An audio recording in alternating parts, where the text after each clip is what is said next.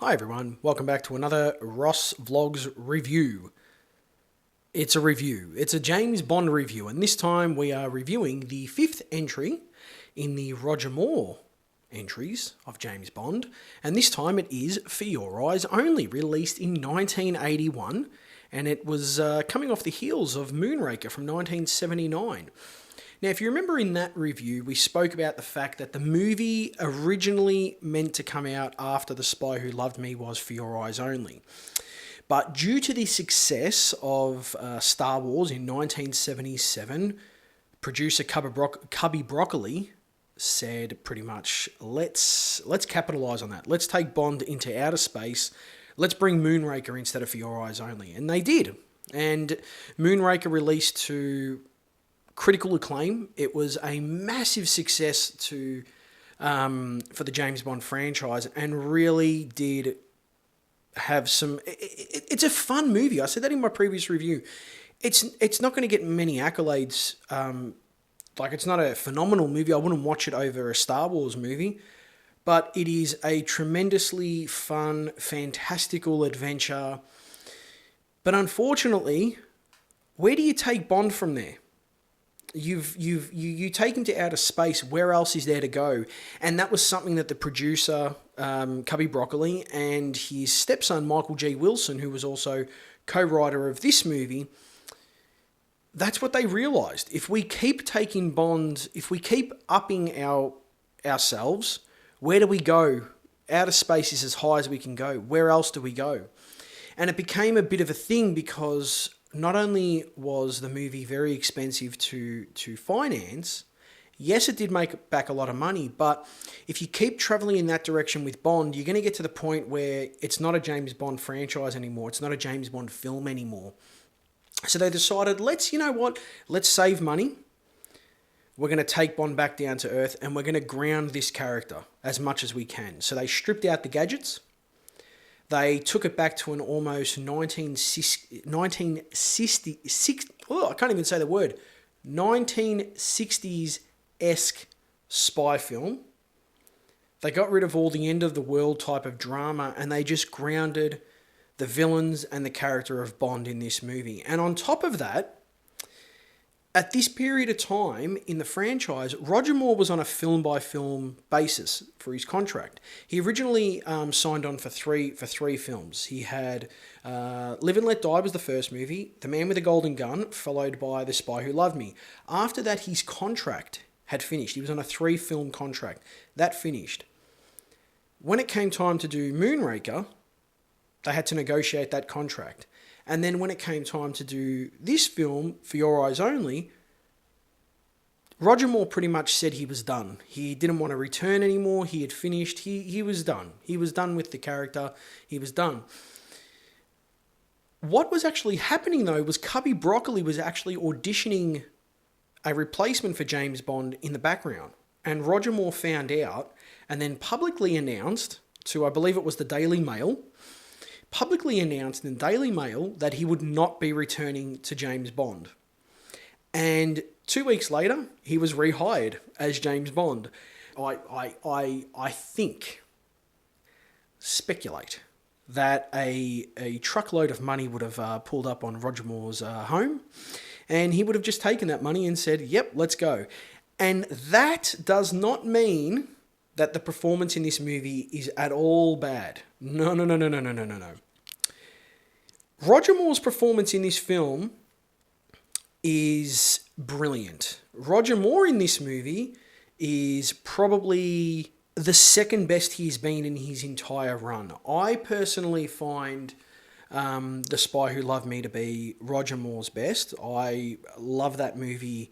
It is my favourite Roger Moore movie. But a little secret is that For Your Eyes Only, this very film here, is my second favourite Roger Moore movie. And it is absolutely amazing. It's got everything. It's got everything. Now, what I enjoy about this movie is not only did they want to ground the character, but the way it was originally written was that they were going to introduce a new actor as James Bond. And they wanted to tie the new actor into the past continuity that they had with James Bond. Now, if you remember, in 1969, we had the phenomenal movie On Her Majesty's Secret Service with George Lazenby as James Bond. In that movie, he got married. And at the end of that movie, Blofeld and, I cannot remember her name, and I'm not going to, but we had Blofeld was driving the car, and one of the henchwomen in that movie killed Tracy Bond. And the end of that movie, that was it. It was done.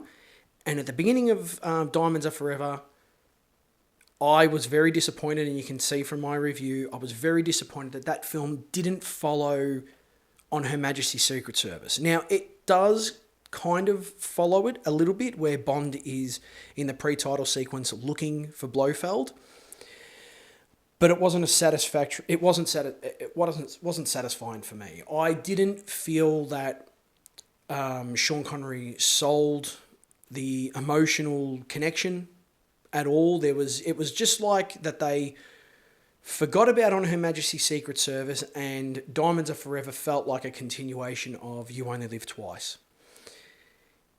Then I mentioned in The Spy Who Loved Me that there was a scene when Roger Moore, as James Bond, was sitting in a bar with Anya Amasova, and she was a Russian agent. And in that scene, they've done a little bit of research on each other, and as they're having a drink, they order each other's drinks, and as they're talking, she mentions that, James Bond, you have been married once, blah, blah, blah. And as soon as she says that, Roger Moore cuts her off. And I loved that moment because it finally acknowledged, for me, it acknowledged that Bond had been married, and it acknowledged that these were the same James Bond. There's no James Bond is a codename theory. That's a terrible theory and I don't like it. No, this was the same James Bond that had the adventures in From Russia with Love and Goldfinger. Also on Her Majesty's Secret Service happened. It was part of the continuity, and Roger Moore was that same Bond. And he had lost a wife. And I loved it because they acknowledged it. And in this film, as I said, they were looking for an actor to replace Roger Moore, and the film, For Your Eyes Only, opens up with James Bond walking toward the grave and placing flowers on the grave of Tracy Bond. And her date of death is 1969, thereby making On Her Majesty's Secret Service stamped continuity. It is part of the James Bond franchise, and it means, to me, as someone that holds that as my favourite Bond film, it means so much to me. It's absolutely amazing. But what it also does is, because we have Roger Moore playing the same Bond as George Lazenby and Sean Connery, he's the same Bond, just different actor. It acknowledges the fact that Roger Moore is older in this film. And in this movie here, he is, I would say, in his early to mid-50s, and at the time of release of this movie, Roger Moore was also in his early to mid-50s. And I like the fact that they've got him at that age, because it actually plays up on that when it comes to elements of this story. One element of that is some of the Bond girls. So one of the Bond girls in this movie is Lynn Holly Johnson. I believe that's, yes, Lynn Holly Johnson, and she plays BB Doll in this movie, and she's like a figure skater, ice skater in this movie, and she's peppered throughout the middle to later portions of the movie, and she's a fantastic character in the movie. She makes me laugh. I believe she's meant to be a very late-aged teen girl, so I'm thinking 17, 18, 19 years old in this movie, and she is a very flirtatious young lady, and makes no secret of the fact that she has the hots for James Bond, to the point where James Bond actually returns to his hotel room one night and is a little bit sus, and when he turns the light on, he sees that, yep, BB Doll is in his bed, naked, under the sheets, and she comes onto him and she suggests that maybe they could, have maybe there could be a shag happening. And Bond lets her down because she's so young, and pretty much says to her, why don't you just put your clothes on and I'll go buy you an ice cream. And he thinks I'm still a virgin. Yes, well, You get your clothes on, and I'll buy you an ice cream. I love that because you know, if this was Bond, say 3, 4 films ago, he would have gone for it. He would have been there and he would have had a good time. But we're showing a more mature, aged James Bond, and Roger Moore plays it up perfectly. Like I said, his age is acknowledged in this movie, and it's done perfectly, and I love it. But let's go back to the beginning of the movie, the pre-title sequence. As I said, Bond walks in, and it was designed to introduce a new actor as James Bond, and it would have tied the continuity and let the audience know that, yes, this is the same James Bond. But we have Roger Moore back, and I'm very thankful for that. So Roger Moore places the flowers at the grave, and then a helicopter for Universal Exports, which is the cover for his main job, shows up, and they're going to be taking him back to MI6 to, I guess, start his next mission. And in the helicopter, the pilot suddenly gets electrocuted through the big ear headphones that he's got, and it is taken over by remote control from another area by Blofeld. It is Blofeld in all but name, because they actually couldn't use the name Blofeld. And I will get onto that in my next review of Octopussy. I'll explain why. But Blofeld's in a wheelchair, bald, with his white cat, and he's got his neck brace, which is a returning thing from On Her Majesty's Secret Service, which I love. Anyway, the opening sequence on the helicopter is brilliant. So Bond's in the back seat of the helicopter, and he has to escape out of the side of the helicopter, walk along the tracks, the landing tracks of the helicopter as it's flying, and the stunt work is phenomenal. Please give credit to all the stunt workers out there. They are phenomenal. And anyway, Bond is, side shifting across the helicopter because he's got to get into the front compartment where the pilot's body is. And it's a terrifying sequence because the helicopter's just going all over the place, near all these big smokestacks, through old, decrepit-looking buildings. And he finally gets in there, takes control of the helicopter, and finally gets his revenge on Blofeld by picking him up with the bottom of the helicopter landing tracks, puts it through the wheelchair, lifts up Blofeld, flies over a smokestack, drops him in to his death, and then flies away. And it's the title sequence begins, which is the For Your Eyes Only song as sung by Sheena Easton. Again, fantastic song. It's more in lines of The Spy Who Loved Me and Moonraker. It's more of a love song, slow ballad type of song. It's not the rock songs that we had in the 2 earlier Roger Moore movies, and I'm fine with that because we've kind of got that trend, and this is more of a romantic movie. I mean, it's you've got the main Bond girl in this movie. She's beautiful. Melina Havelock is absolutely beautiful. She's played by Carole Bouquet. I believe that's how you pronounce it, Carole Bouquet. And she's a French model / actress, and she's beautiful in this movie. Her eyes are just... I remember when Casino Royale was coming out and everyone kept on saying how like the steel blue look of Daniel Craig's eyes looked, and everyone couldn't believe how beautiful his eyes looked. Melina Havelock, please. She's got fantastic eyes, and she's half Greek, and that's a thing in this movie. The character is half Greek. She makes an effort to keep on mentioning that, and my wife is full Greek, and I asked my wife, are Greek women feisty like that? I don't get the whole thing, but apparently in this movie, within the James Bond franchise, if you're half Greek, you are a warrior of some kind, and I don't know why that's a thing, but it's a thing in this movie. But anyway, the ATAC device looks like a typewriter, old school typewriter, but in the body of a keyboard. That's kind of what it looks like. The size of a typewriter in a keyboard. And this device is used to send commands to the Royal Navy, the British Royal Navy submarines. Those commands then allow the submarines to say, hey, we need to target this and this and this. And then they can shoot and fire those missiles. And what happens is the ATAC is on a, well, it's on a sailing ship, on like a fishing ship. But underneath is where all the intelligence area is. So it's actually like a secret intelligence boat, but it just looks from the surface, it looks like a sailing like a fishing boat. And all of a sudden, a bomb goes off by accident, not caused by anything else. A bomb goes off. The ATAC device, instead of being detonated because they don't get to it in time to detonate it and self-destruct it, it sinks to the bottom of the ocean.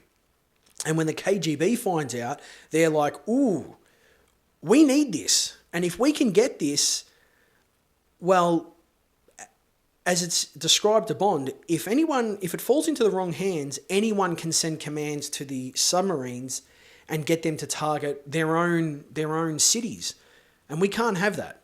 So Bond's whole mission is now he has to go and find the ATAC, find out who's got it or who's trying to get it, stop them, and end it. That's his whole mission.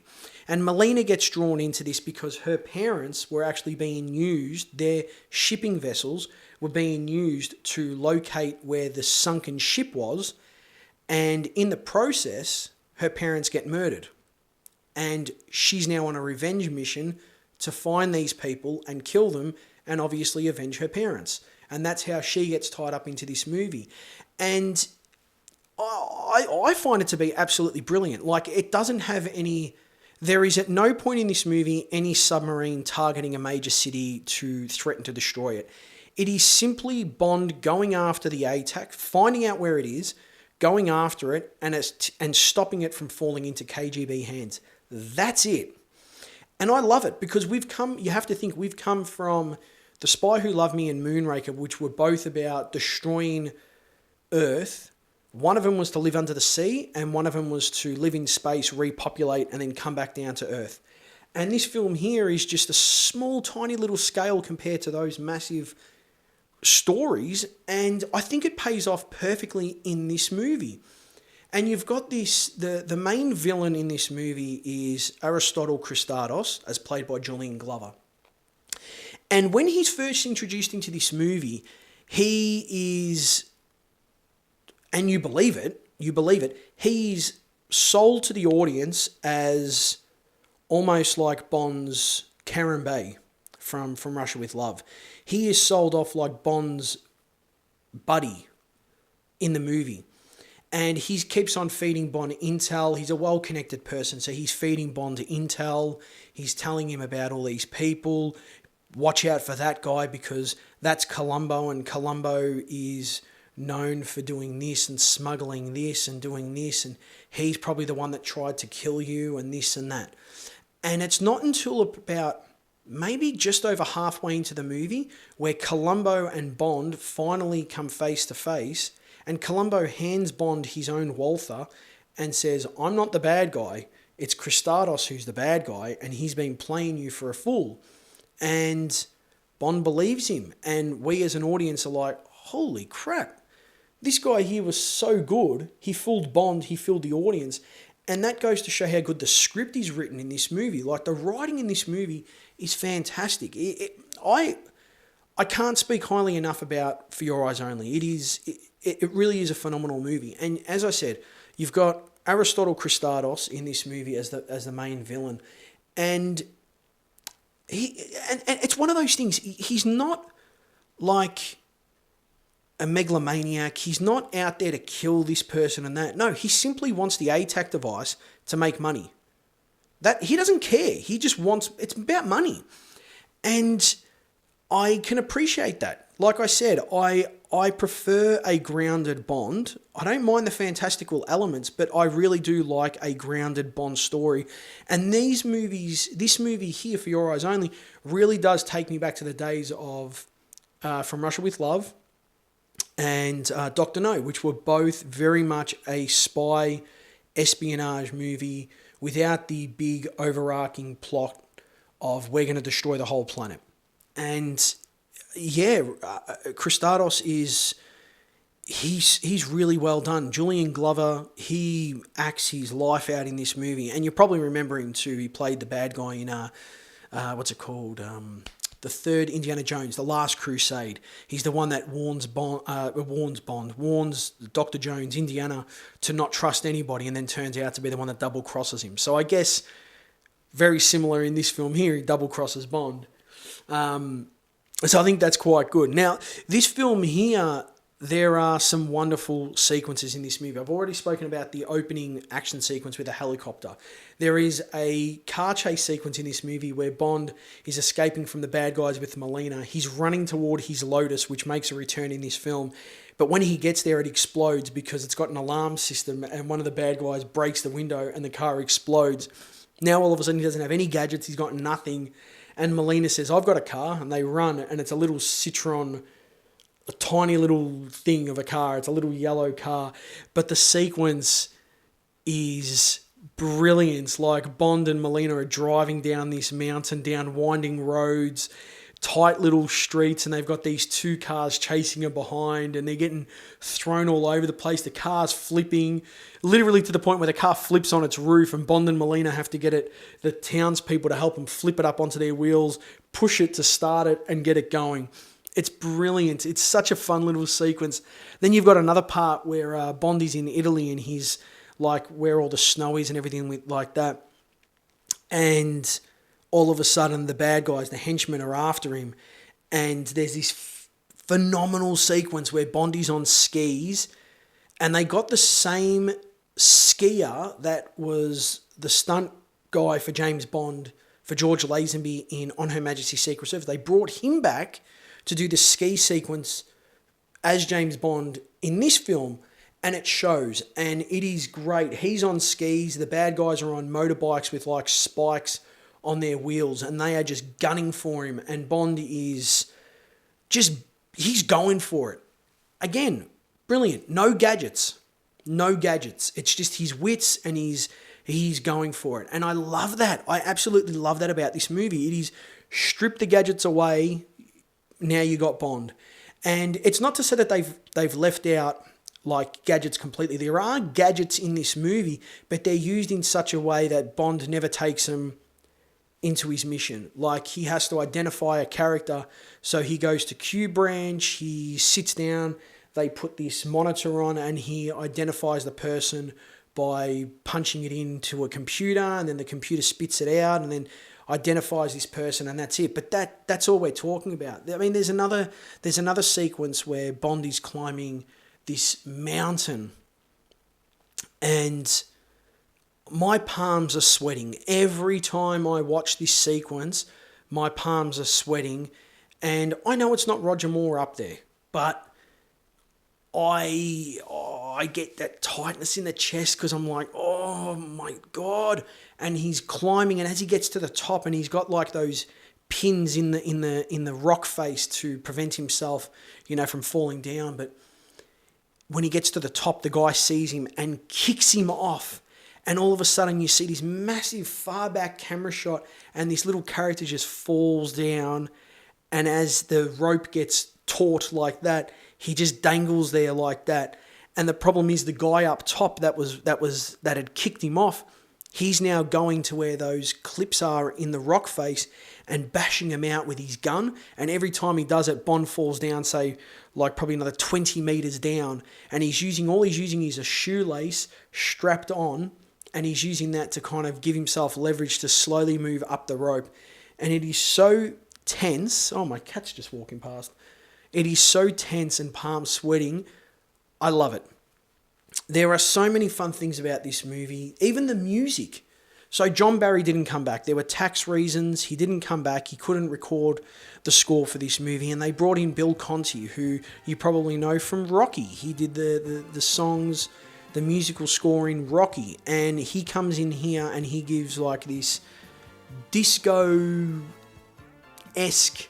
score. And it suits this film so well. And every time there's a chase sequence, especially when they've got the little Citroen at the sequence I mentioned and the ski sequence, this song kicks in, this beat.